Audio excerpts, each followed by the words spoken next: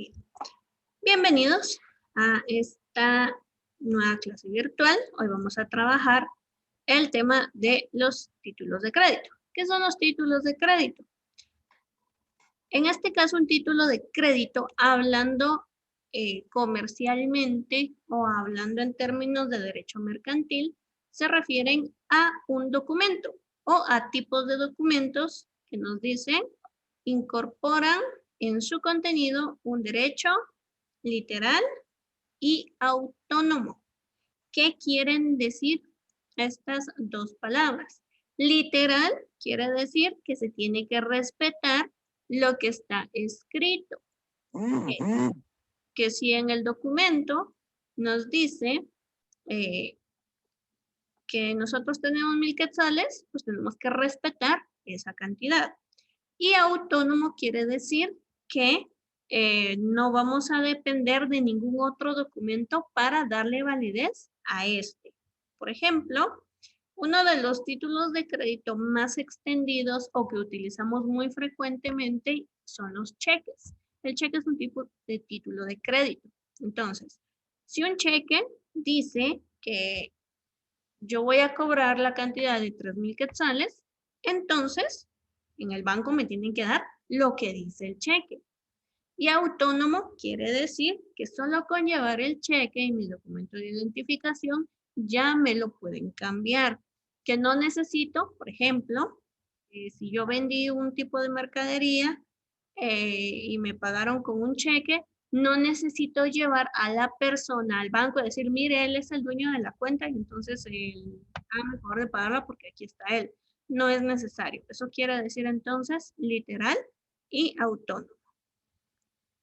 Y que con solo poseer ese soporte material, es decir, el documento, como les decía, por ejemplo, el cheque, se puede ejecutar sin probar los hechos que determinan su emisión. Eso quiere decir que si yo tengo un cheque firmado por alguien, quiere decir que es porque la persona me lo entregó. O sea, en el banco no me van a decir, ese cheque se lo dio a la persona o usted solo se lo quitó, un ejemplo, ¿verdad?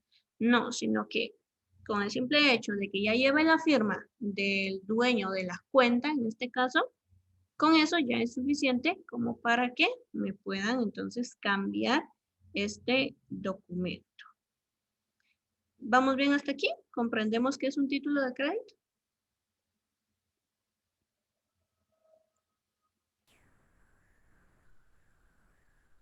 Sí, señor. Ok, muy bien, excelente. Vamos con el siguiente punto. Algunos términos básicos que debemos de conocer para comprender mejor eh, todo, todo esto de los títulos de crédito. Son términos o terminología un poquito más técnica. En primer lugar tenemos tenedor. En este caso, tenedor se refiere a la persona que tiene el título de crédito. Por eso se llama tenedor, porque tiene.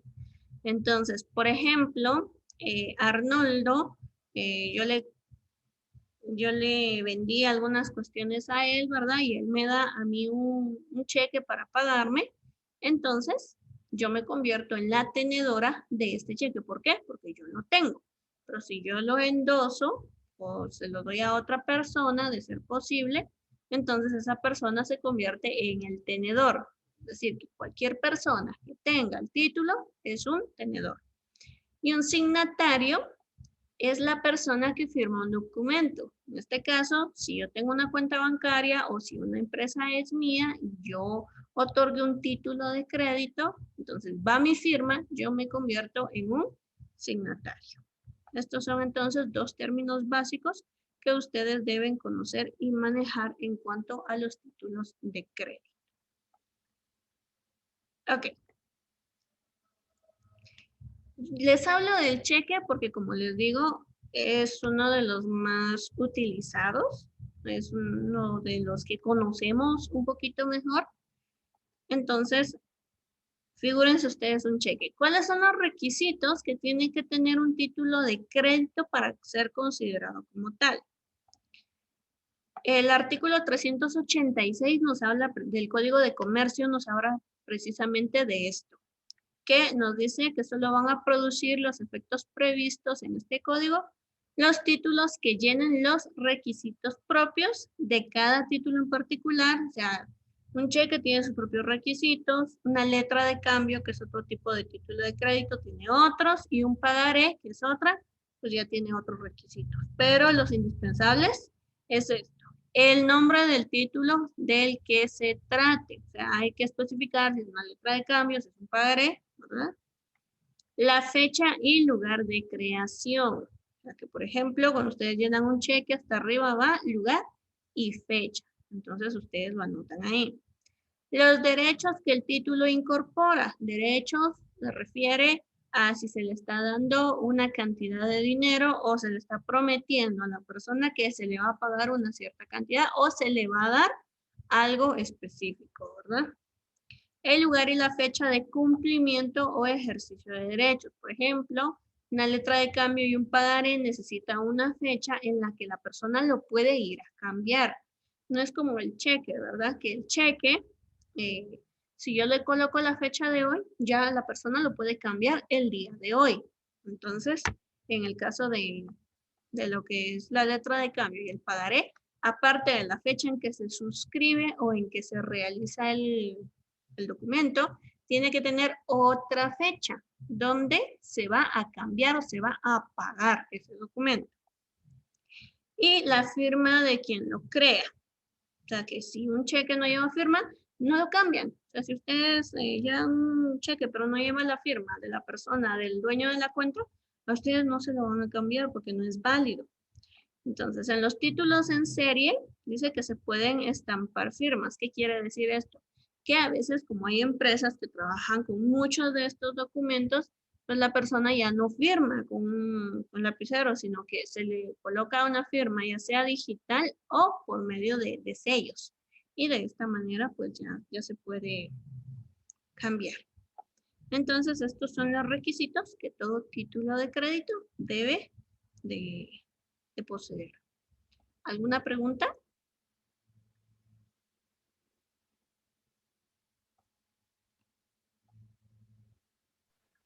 Ninguna, señor. Ok, muy bien, continuemos entonces.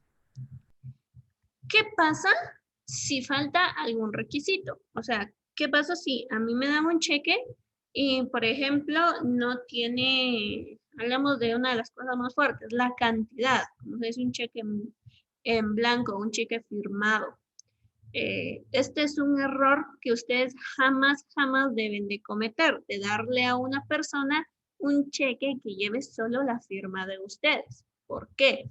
Porque la persona puede llenar, ¿ya? Puede llenar todo lo que haga falta. O sea, ustedes hagan de cuenta que tienen ustedes un cheque y arriba pide la cantidad en números. Si ustedes no llenan ese espacio, cualquier persona lo va a poder hacer. Y si es una suma mayor a la que ustedes le tienen que dar, pues va a haber mucho problema. Entonces, hay que tener mucho cuidado con eso. Si hace falta el lugar y fecha, cualquier persona lo puede llenar. Si hace falta la cantidad, cualquier persona lo puede llenar. Si hace falta el nombre de la persona a quien se le está dando el título de crédito, cualquier persona lo puede llenar. Lo que sí no se puede que otra persona lo haga es la firma, porque entonces ahí estaríamos hablando de que no es válido o que si la persona lo hace, pues ya incurriríamos en algún tipo de delito. Entonces hay que tener mucho cuidado con eso también. Entonces, al momento de que ustedes trabajen con cualquier tipo de documentación o de título, no den lugar a que tenga espacios en blanco que otras personas puedan llenar, porque así como hay personas que actúan de buena fe, hay personas malintencionadas. Entonces hay que tener mucho cuidado con eso.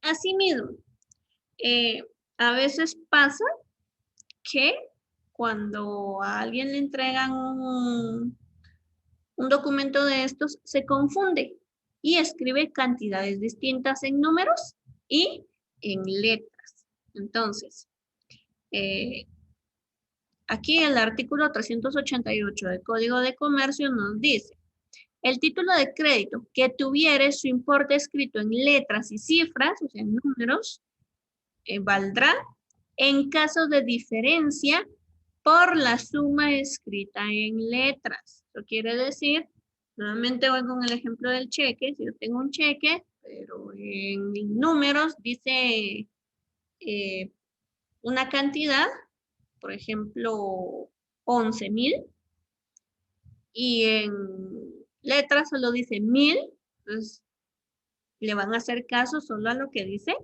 en letras, no a lo que dice en números, porque los números pues, cualquiera puede falsificar la situación y pues, colocarle otra cantidad. Entonces, para evitar estos problemas, los lugares, en este caso bancos, solo los cambian si están correctas las dos cantidades. Si la cantidad estuviese expresada varias veces en letras o en cifras, el documento valdrá en caso de diferencia por la suma menor. Hay algunos otros documentos que son un poquito más largos y a veces se tiene que escribir la misma cantidad varias veces. Entonces, si ninguna de ellas coincide o si hay mucha diferencia, vale solo la cantidad más pequeña que esté escrita dentro del documento. Nada más. Muy bien. ¿Alguna pregunta?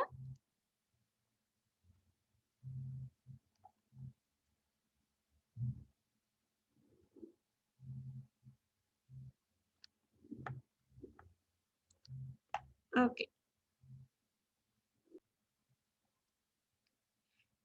Voy a abarcar así de forma general algunas normas muy específicas en relación a los títulos de crédito y que están contenidas dentro del Código de Comercio.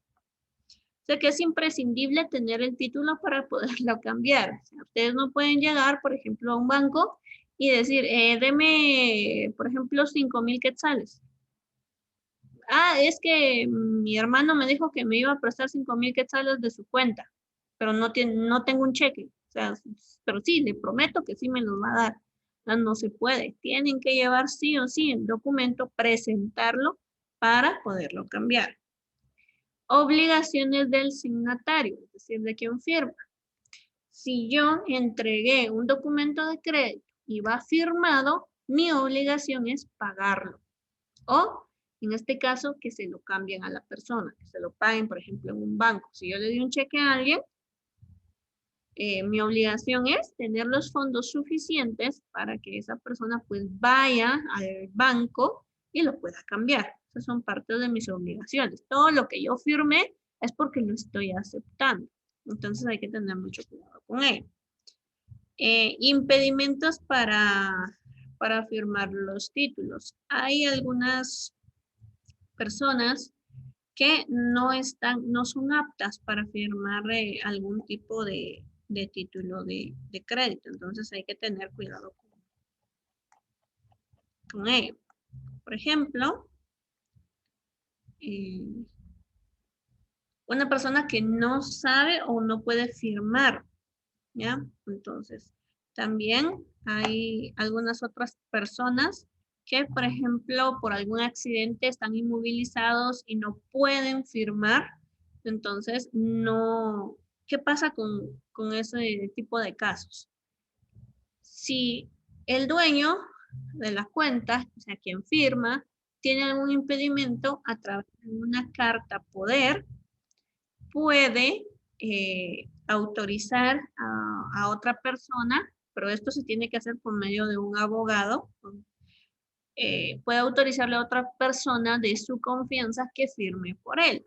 Por ejemplo, yo tengo una cuenta, yo soy la encargada de una empresa, yo soy la que firma todo lo que son letras de cambio, pero tuve algún accidente y ya no puedo firmar, entonces por medio de un abogado se puede gestionar que, por ejemplo, uno de mis hermanos, o mi mamá, o mi papá, una persona de mucha confianza para mí, pueda entonces firmar en mi lugar. Caso contrario, si cualquier otra persona firma, pero no hay un documento autorizado por un notario, no se puede.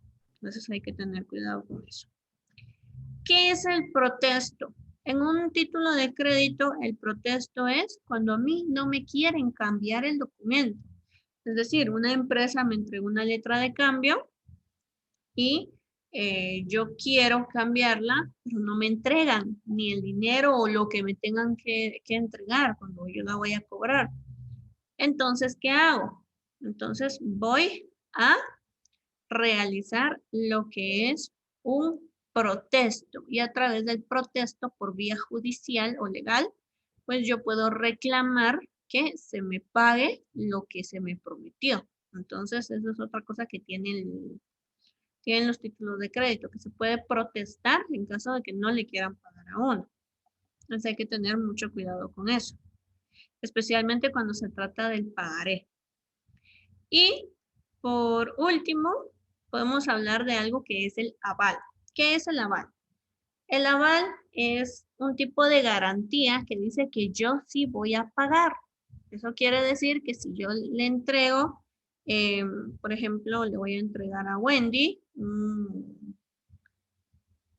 un pagaré o una letra de cambio por 3,000 quetzales y le voy a avalar 1,500. Eso quiere decir que estoy dando mi palabra, estoy dando seguridad de que hay 1,500 que sí y solo sí se los voy a pagar.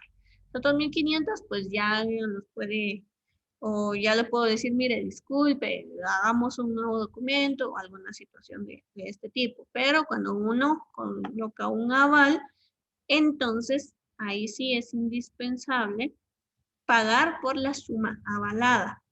O sea, si yo le doy un cheque a una persona por 1,000 quetzales, pero es un cheque avalado, quiere decir que le tengo que pagar los 1,000 quetzales porque estoy avalando que sí, con seguridad, le voy a dar esa cantidad.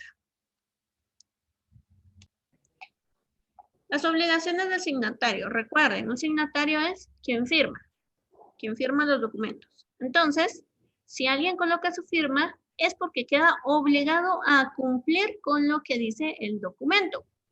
Esto es, por ejemplo, hablamos de un contrato. En un contrato, si uno firma, uno ya queda obligado a cumplir con lo que dice ese contrato. Si uno da un cheque y va firmado, quiere decir que está obligado a cumplir con la cantidad, con darle a esa persona la cantidad que dice ese cheque en la fecha que está estipulada. Entonces, cuando uno firma, uno se está comprometiendo a cumplir con una obligación.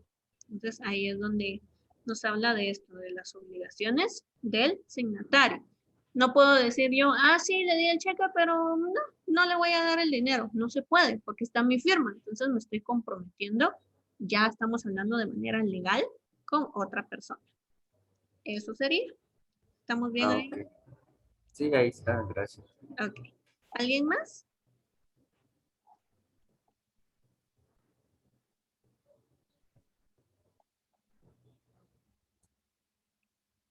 Muy bien.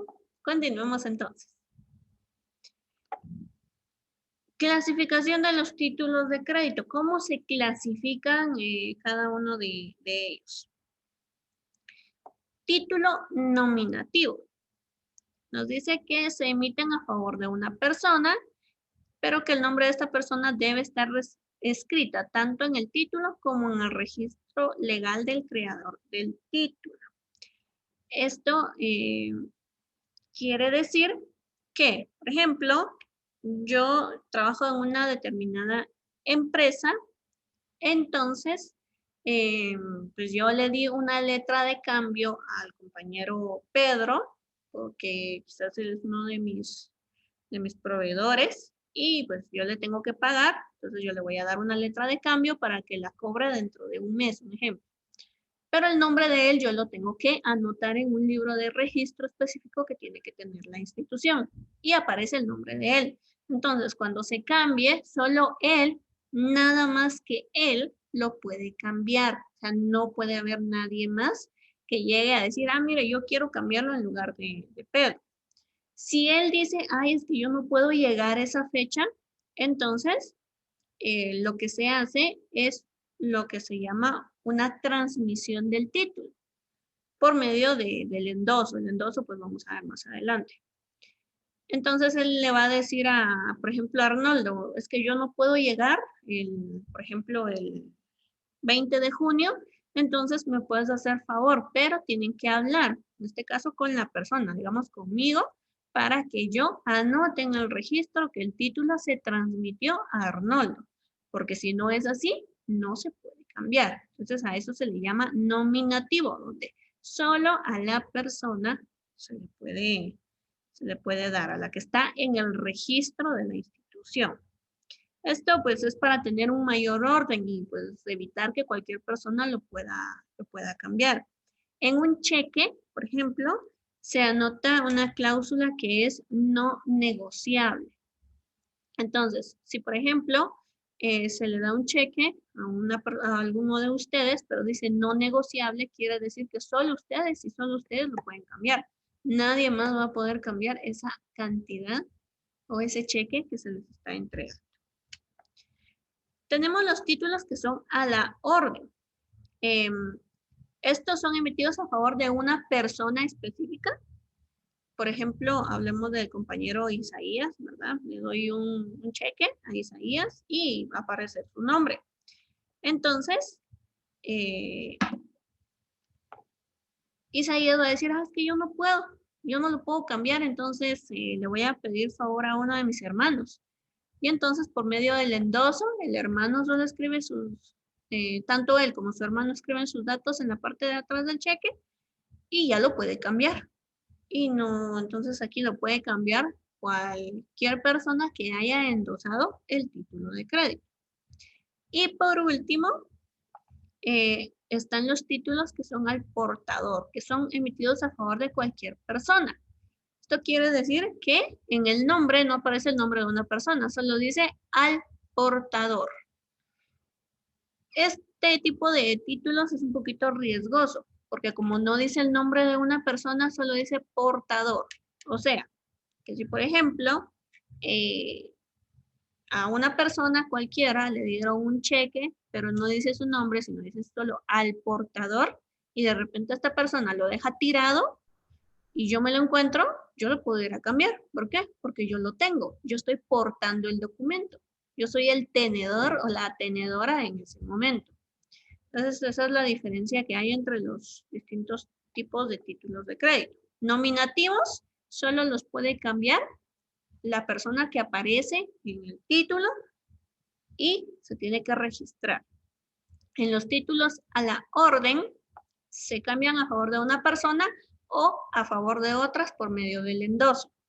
Y al portador, pues cualquiera que lo tenga lo puede cambiar. Esa es la diferencia primordial que existe entre cada uno de ellos. ¿Alguna pregunta?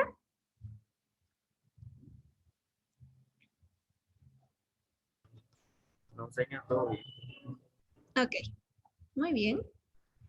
Entonces, vamos a pasar ya a ver específicamente los títulos de crédito. El primero es la letra de cambio. Hay diferentes modelos, hay diferentes formas en que nosotros podemos ver una letra de cambio. Esto solo es una. Aquí pues aparece las partes de una letra de cambio. El número de correlativo, ¿verdad? Denominación de la letra de cambio. O sea, denominación, perdón, letra de cambio. O sea, aquí estoy indicando que es una letra de cambio.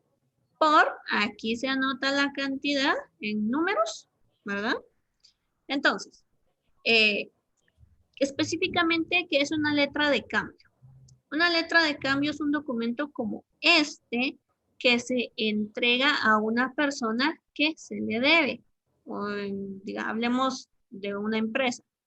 Entonces, a través de este documento, la persona puede cobrar esa cantidad que se le debe. ¿Pero dónde? Solo en la empresa. Aquí, pues, no se necesita de un banco, por ejemplo.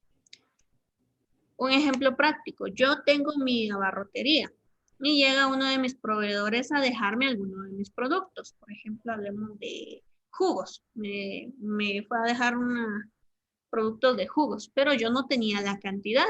Entonces yo lo que hago es emitir una letra de cambio y decirle, bueno, por favor, le voy a dar esta letra de cambio y la cobra en la fecha que dice. Entonces aquí el día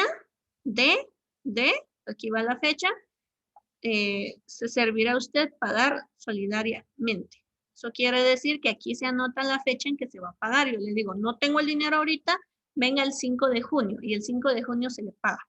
Y como aquí va a decir 5 de junio, entonces el proveedor va a regresar el 5 de junio y se le tiene que dar la cantidad que se le debe o la cantidad que diga la letra de cambio. Entonces, para eso se utiliza o para eso sirve entonces una letra de cambio. El lugar, la fecha en que se suscribe. Aquí son dos fechas distintas. Una es la que se va a pagar, la otra es en la que se escribe o se emite este documento. La firma del signatario, o sea, del encargado de la institución, el propietario o quien sea que se encargue de esa situación. Y con esto, pues ya los datos de la persona, ya sea nominativo o a la orden o al portador, pero se anotan datos aquí. Y entonces la persona ya lo puede cambiar. No sé si estamos bien hasta ahí.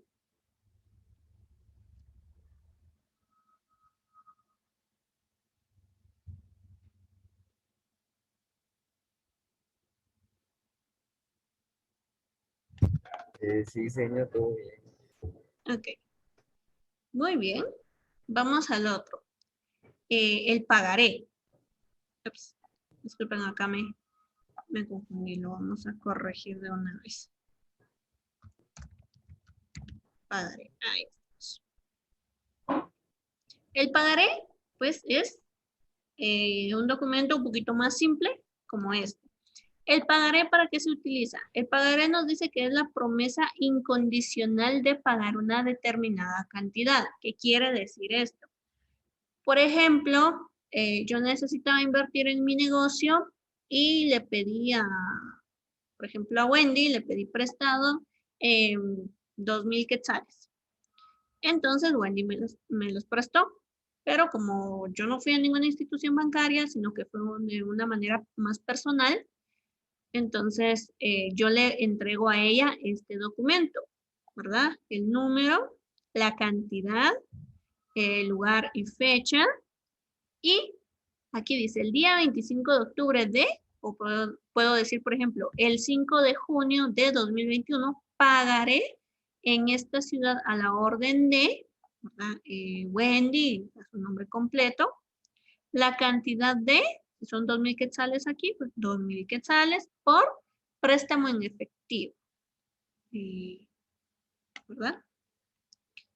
Y la dirección o el lugar donde se le va a pagar y mi firma. Entonces, con un pagaré yo me estoy comprometiendo de una forma legal a pagarle a la compañera pues la cantidad que ella me prestó. Para eso se utilizan entonces los pagarés. Y sí es muy importante que nosotros pues manejemos todo esto en orden. Legalmente o en cuestiones jurídicas pues no hay prisión por deuda, pero sí por estafa. Entonces hay que tener mucho cuidado, mucho cuidado, que si yo me comprometí a pagar en una determinada fecha, tengo que cumplir en esa fecha el pago eh, que tengo que hacer. ¿Por qué? Porque es mi obligación como signataria, porque estoy firmando el documento. Entonces, ese es un pagaré. ¿Alguna pregunta?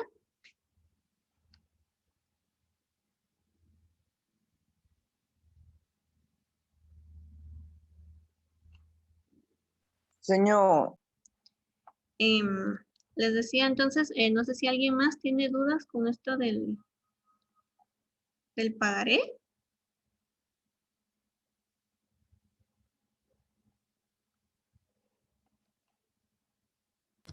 No, señor, todo bien. Ok, gracias. Muy bien. Vamos entonces a hablar del cheque. Como les decía, pues este es uno de los más comunes. Creo que todos en algún momento hemos tenido un cheque en nuestras manos por uno u otro motivo, pues los hemos visto.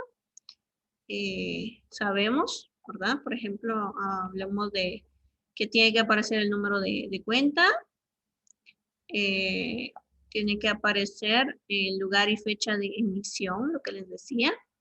La cantidad, tanto en el número de cheque, ¿verdad? Como correlativo. Las cantidades, tanto en números como en letras, ¿verdad? El nombre del receptor, es decir, el nombre de quién va a estar dirigido el cheque y la firma del dueño de la cuenta. Entonces, básicamente, pues estos serían las partes que debe de tener todo cheque. Y pues, como ustedes saben, el cheque pues se cambia únicamente en la institución bancaria donde pertenece la cuenta, ¿verdad? Por ejemplo, aquí tengo uno de esta institución bancaria de aquí de Guatemala. Entonces, para cambiar un cheque de esto, pues tengo que ir a esta institución bancaria, porque en otro lugar pues no está la cuenta, no hay dinero de la persona, no lo podría cambiar. Entonces, como les digo, básicamente pues este es un cheque, que es el documento más fácil de todos. El endoso, pues, es una forma de transmisión de un documento de crédito. Un ejemplo, en este caso vamos a hablar del compañero Isaías. Isaías tiene su cuenta bancaria en determinada institución y le va a pagar una deuda o una mercancía, por ejemplo, a Arnoldo. Entonces, el dueño de la cuenta es Isaías. Pero como se lo está dando a Arnoldo, entonces aquí en la parte delantera pues va a anotar el nombre de Arnoldo. Pero como Arnoldo no es el dueño de la cuenta, ¿verdad? Entonces, ¿qué tiene que hacer? Que en la parte de atrás, él va a tener que escribir algunos datos. ¿Qué datos? Lugar y fecha donde se cobra el título de crédito, su número de DPI, ¿verdad? Para que vean que ya es mayor de edad. Si son menores de edad, sí se puede cobrar el cheque, solo que en lugar del número de DPI, se lleva lo que es el número de libro y folio de su partida de nacimiento. Es un poquito más largo el proceso. Esto, su nombre y su firma.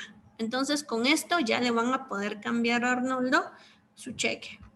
Ahora, si Arnoldo no lo puede cambiar, porque de repente está trabajando, está muy ocupado, le va a pedir favor a Pedro y Pedro se lo va a ir a cambiar. Entonces, también tiene que anotar Pedro lugar y fecha donde va a cambiar el cheque, su nombre completo, su número de DPI y su firma. Ese es entonces un endoso. No sé si estamos bien hasta ahí.